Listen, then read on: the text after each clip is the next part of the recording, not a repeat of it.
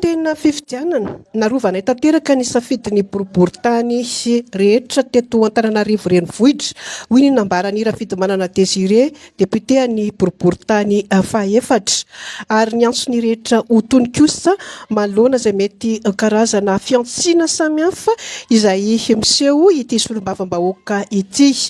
Tokony ho tonga saina amin'izay ny rehetra, tokony fanometanana andao hiara iroso hiandrandra ny fampandrosoana amin'izay ny vahoaka Antananarivo. Hoy ny nambarany Désiré Rafidy Manana, solombavam-bahoaka ny boriboritany fahaefatra. Dia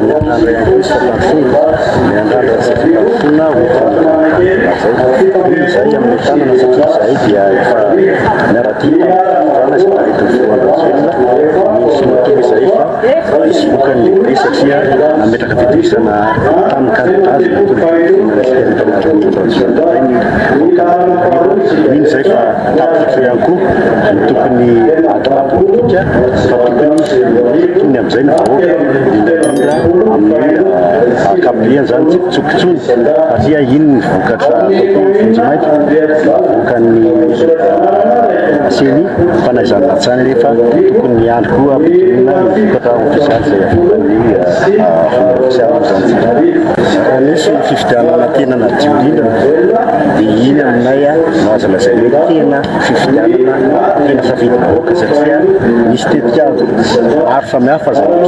faninana indrindra reo atao hoe faninana tamin'ny fifidianana teo aloha izay nieritreritry fa mbola anao lalavinina saika anao foana fa tamin'iny zany tena narovanay zay tena hoe safidy ny famarinana safidy zay iny vokatra tena izy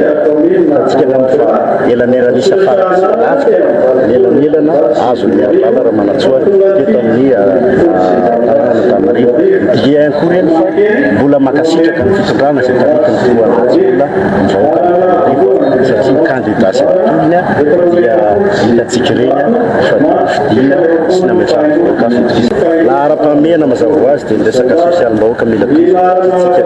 misy Antananarivo dia irindrina ny faritra iveny misy zany resaka kely vavy zao favaratra, io ny resaka rano, io ny resaka indrindrandrindra ny jiro, io ny resaka tsy fandriam-pahalemana fa amin'ny ankapobeny zany dia mila tosika amin'ny resaka sosialy amin'ny ankapobeny vahoaka Antananarivo satria anisan'ny ataoko hoe zay azy ary fantatra ny vahoaka ny asa zay efa nataony mbola tsy teo amin'ny mampendesy izy dia hitatsika ihany koa fa ny resaka fandaminana amin'ny ankapobeny Antananarivo dia mila lamina na io mivarotra na ny fandaminana amin'ny ankapobeny zay atsarandreny commune zay tsy voatanisa dia mila fandraisam-tany vahoaka be zany fandaminana ny commune Antananarivo voatra.